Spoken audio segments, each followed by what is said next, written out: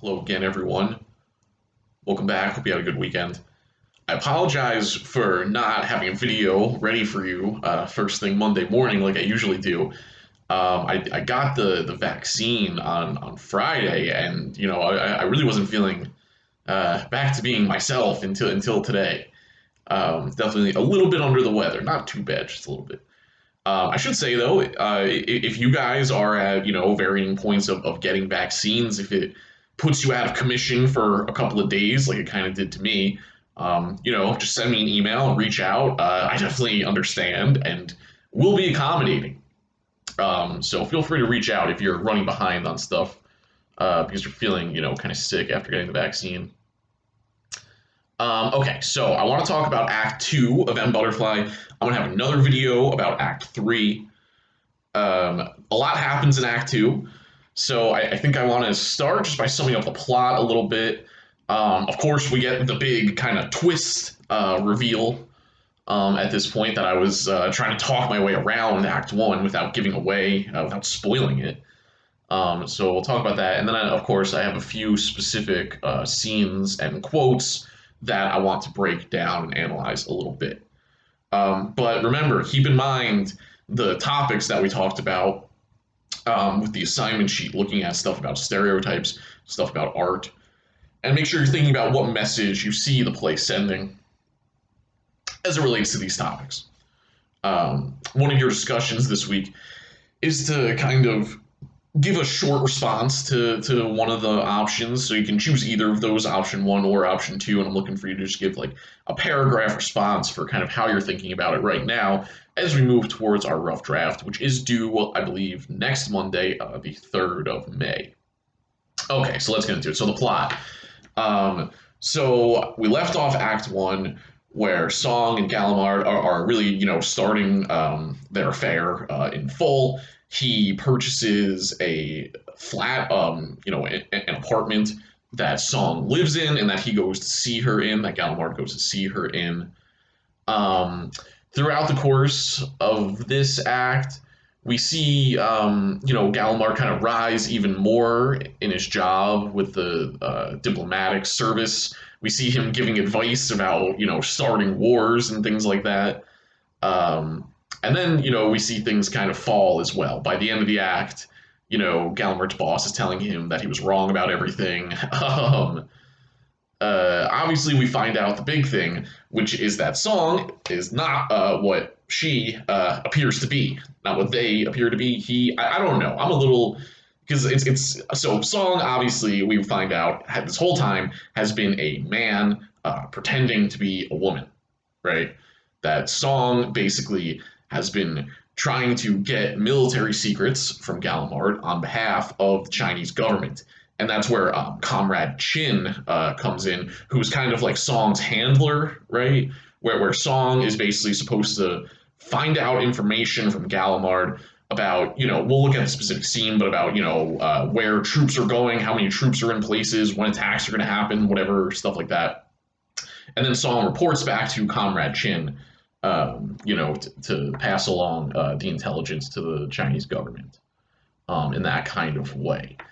So, yeah, I think this goes back to some of the things I was saying in Act 1, like, that part when, like, at the end of Act 1 where we see Song, like, really kind of fitting into the stereotypes that it didn't seem like she fit into at the beginning.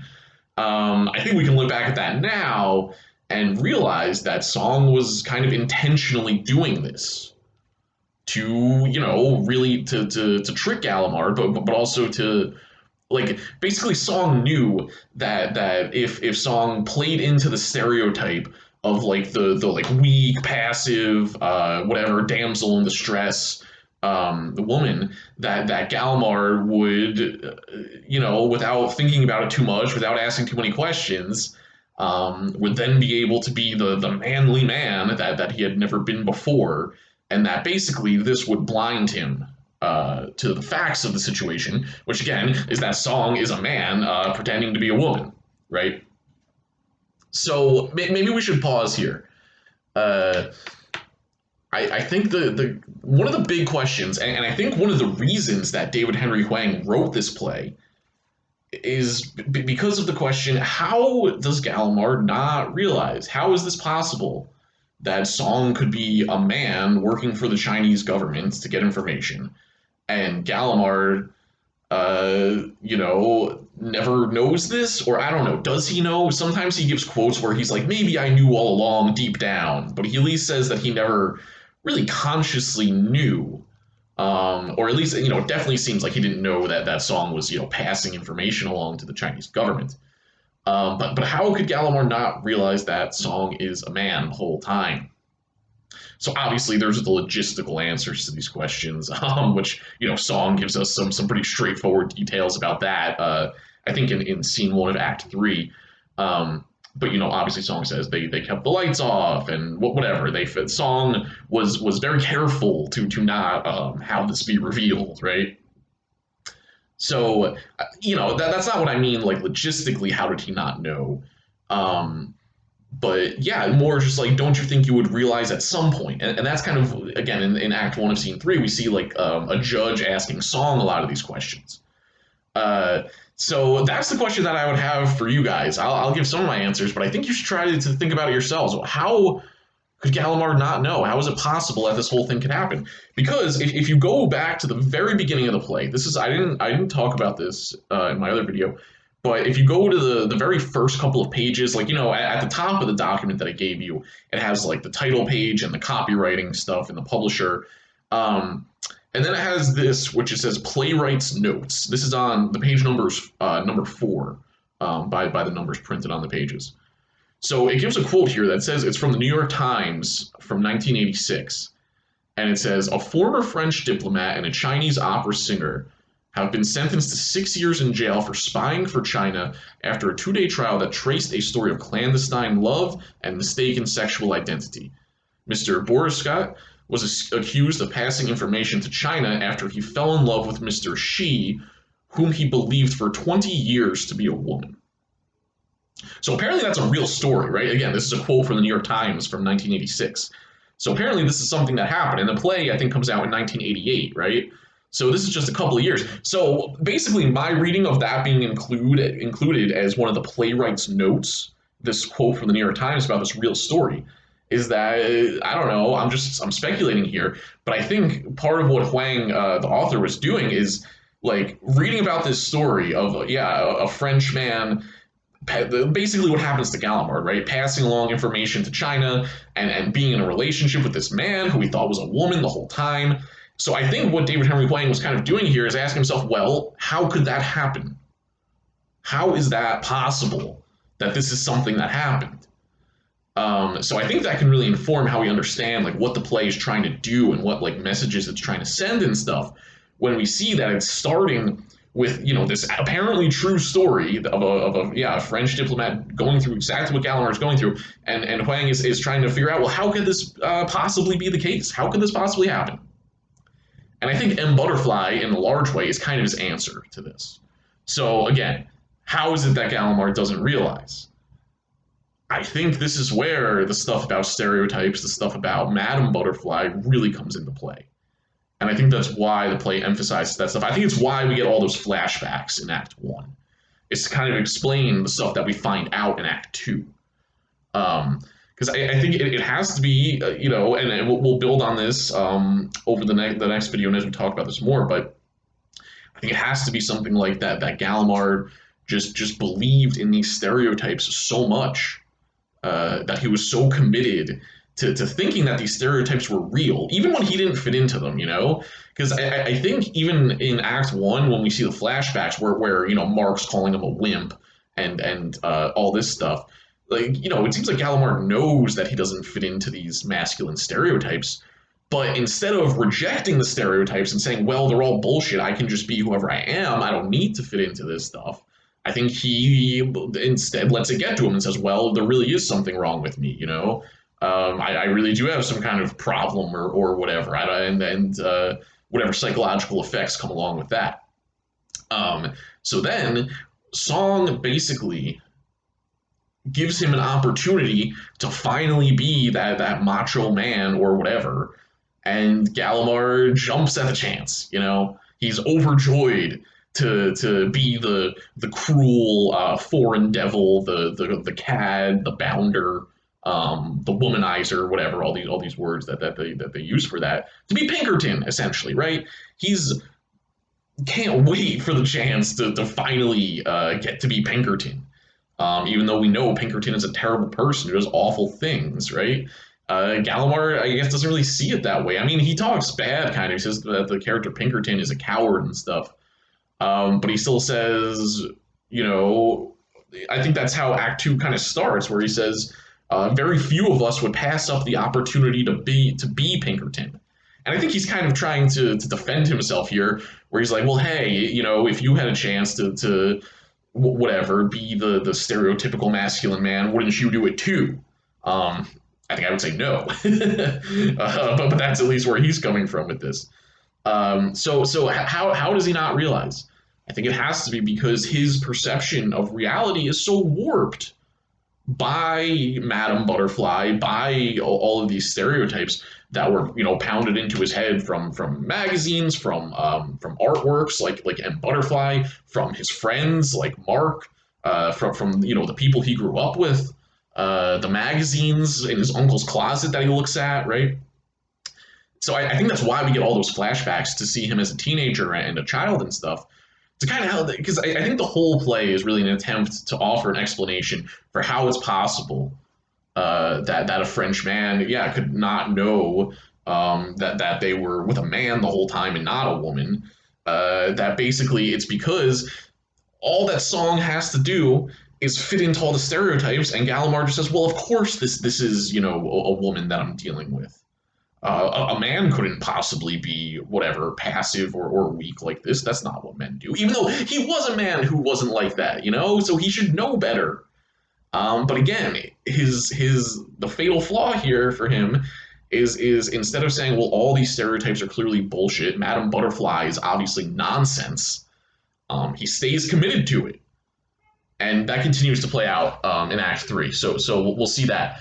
But again, when we're thinking about stereotypes or art, depending on whichever topic you're trying to write about for this essay, I think for both of those topics, one of the things you're going to be considering is how, yeah, he was unable to realize that Song is a man because of these things. All right, so let's look at some specific quotes and stuff now. Okay. So I'm going to start with scene 3, I believe. So this is Gallimard talking to his boss, Toulon, at with the embassy, right, with the diplomats and stuff. So in this scene, this is yeah. So in this scene, Toulon is basically asking Gallimard about policy, like what they should do in terms of. I think specifically Vietnam is what they're talking about. Because I think I talked about this in the other video, but Vietnam had been a French colony. There's a war for independence. The French basically get kicked out. And then for a while, it's not a colony of anybody, but not very long, because then the Americans move in and basically try to make it a colony of their own, which is the Vietnam War. So what we see in scene 3 of Act 2 here is Gallimard giving some policy recommendations. And what I want to focus on is the way that he lets these stereotypes that, again, come from pieces of art like Madame Butterfly. That's clearly the main thing that he's drawing on to state that these stereotypes are true and that they're not just, veiled racism or not even veiled, that they're not just racism. So he says, all right, let's see, where do I want to start here? So here's some of the awful things that he says. Another thing I should mention in the play, they use the term Oriental a lot, and this just isn't really a term that we use anymore. So when I'm reading the quotes, obviously you say what it says, but in your own writing, don't use that word. Go with Asian people or something like that. But anyway, so Gallimard says here, he says, and this again, the thing that's interesting is that this is his reasoning for policy for making military plans. This is how he backs up what he wants to do militarily. So he says things like on page 37, the Orientals simply want to be associated with whoever shows the most strength and power. So stuff like that. It all goes back to these stereotypes about And here's something I'm going to talk about in my video I'm going to do about the essay Orientalism by Edward Said, um, where one of the things that we see is that all these stereotypes about women being passive, being weak, being too emotional, not reasonable enough, all this bullshit, right? That all the same stereotypes that are associated with women um, are also kind of associated with the East generally, you know? So, and I think that's something that we see in this passage from Gallimard, where he's basically all of the bullshit stereotypes that we've talked about that he uses with women before. He also puts those very same stereotypes onto basically anybody from Asia, from anywhere in the Asian continent, right? Um, so he says something like, for instance, again on page 37, he says, the Orientals are people too. They want the good things we can give them. If the Americans demonstrate the will to win, the Vietnamese will welcome them into a mutually beneficial union. So again, it's all about like, if the Americans just show that they're the strong one, because men are strong, the West is strong, women and the East, well, they're weak, so they will submit if presented with a greater force, right? Well, and I'm anticipating myself because that's the next quote, and really maybe the most damning one from Gallimard here on page 37. Is he says, quote, Orientals will always submit to a greater force. So that just shows, again, the connection between the stereotypes, because it's easy to say, okay, well, stereotype, does that really matter? Okay, maybe it makes people feel bad, but, boo-hoo, whatever. And I think here we see the even more real world consequence. Now I don't agree with that. I think that the psychological part of it is important, but possibly more important is the way that this stuff gets used to make military policy. Because basically what Gallimard's saying here is that the Americans, they should invade, they should bomb, they should be ruthless, and if they do that, the Vietnamese will just submit to them. They'll say, "Oh wow, you've overwhelmed us with this amazing force. We're so we can't possibly do anything. We submit to you." This idea of being submissive, comes out through the play a lot, and it's the main stereotype that it's the thing that Song has to do to really trick Gallimard is to be submissive. And it's also what Gallimard expects the Vietnamese to do when the Americans invade. And you can look back at the history of the Vietnam War. Clearly, that's not what happened. So yeah, I just want to really emphasize how the play I think is trying to show us how these stereotypes, more than just being offensive and whatever, that they're used to make military decisions. On the next page, Song is telling Comrade Chin about, the Americans are going to increase troops to 170,000 soldiers, 120,000 militia.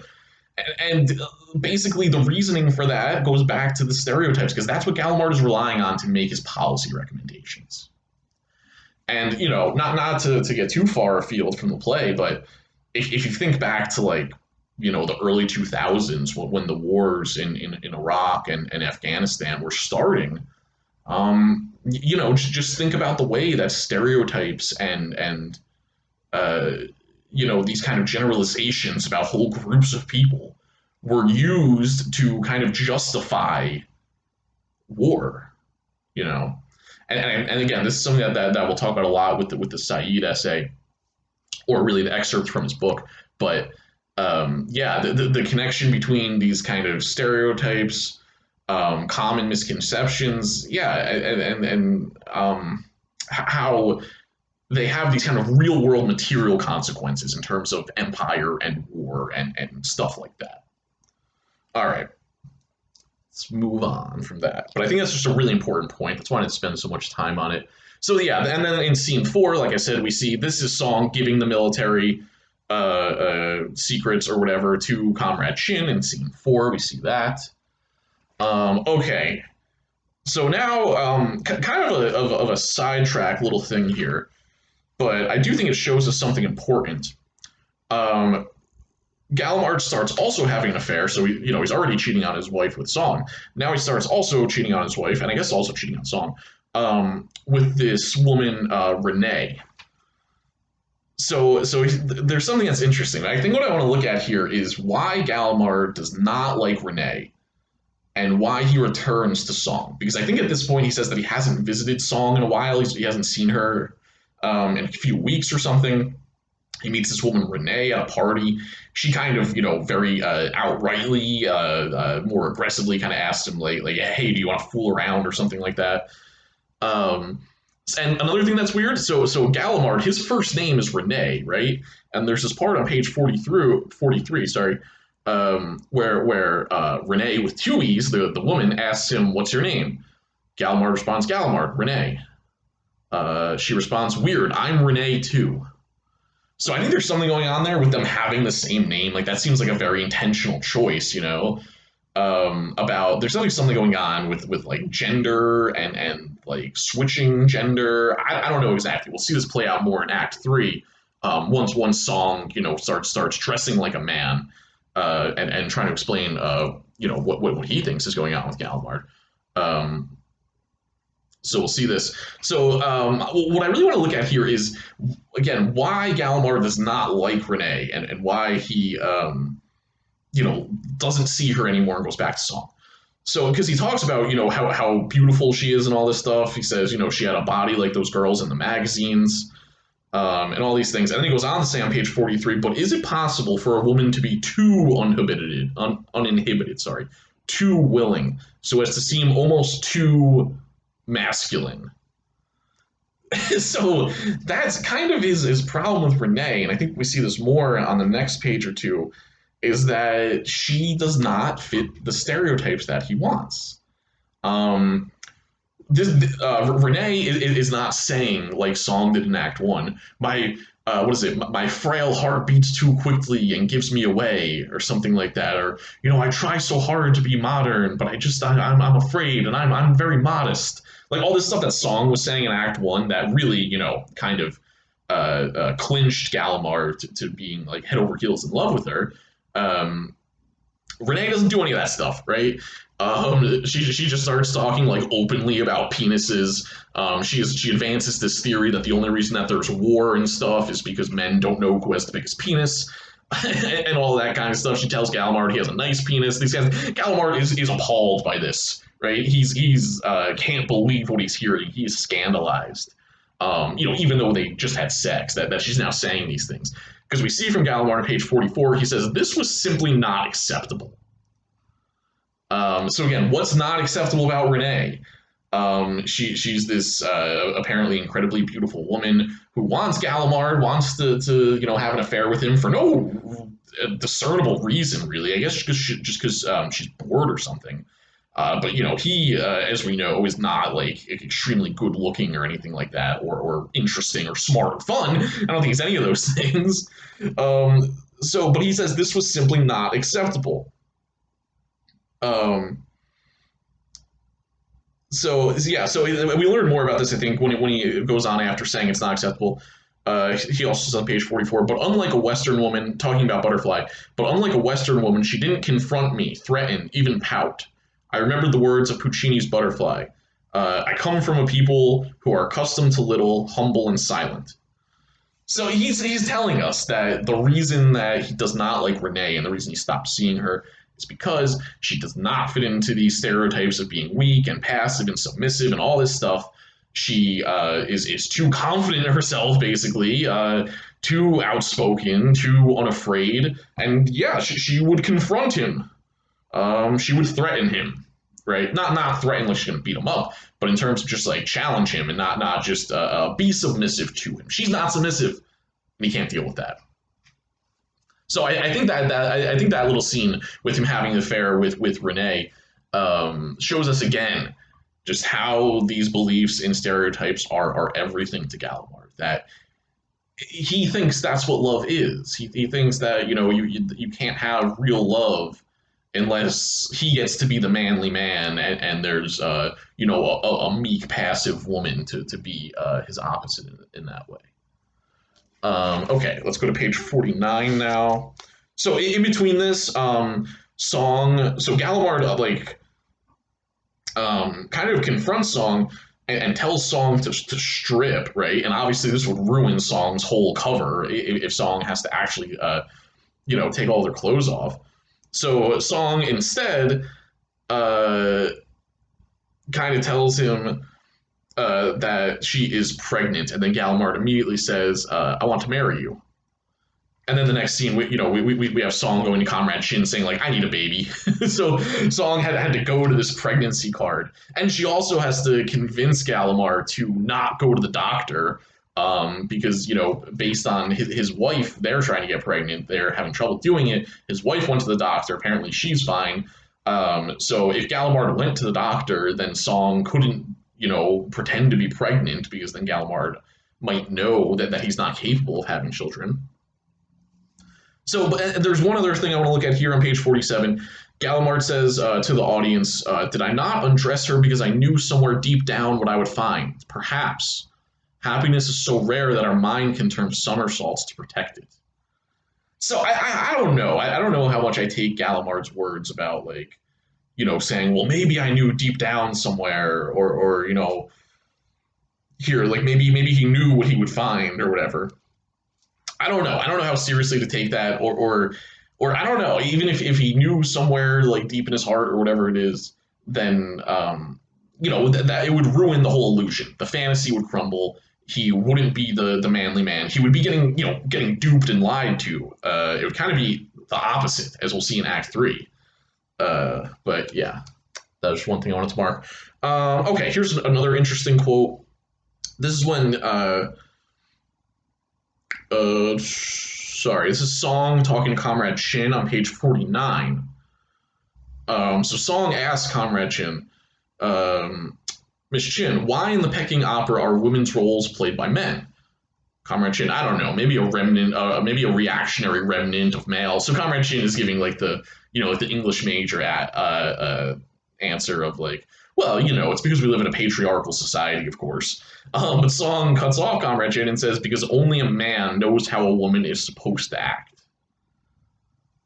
So that sounds like, sexist or something, right? Only a man knows how a woman is supposed to act.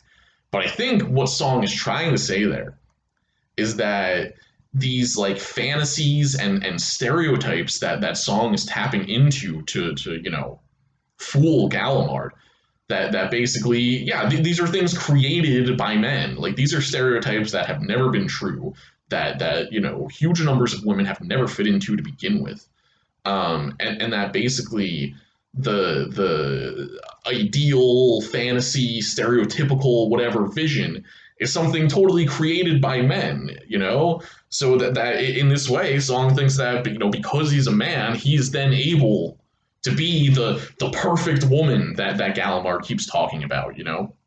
He's able to fully embody all of the stereotypes because of this. So that's just an interesting line I wanted to mark. On page 53, this is where we see that, yeah, all the military predictions Gallimard made were just total bullshit, because they were all based on stereotypes that are themselves total bullshit, of course. So this is scene 9. We're now in 1966. So make sure you see that too, because I think something like 5 years have now passed. A lot of time passes in Act 2. I think we started in 61. Now we're in 66.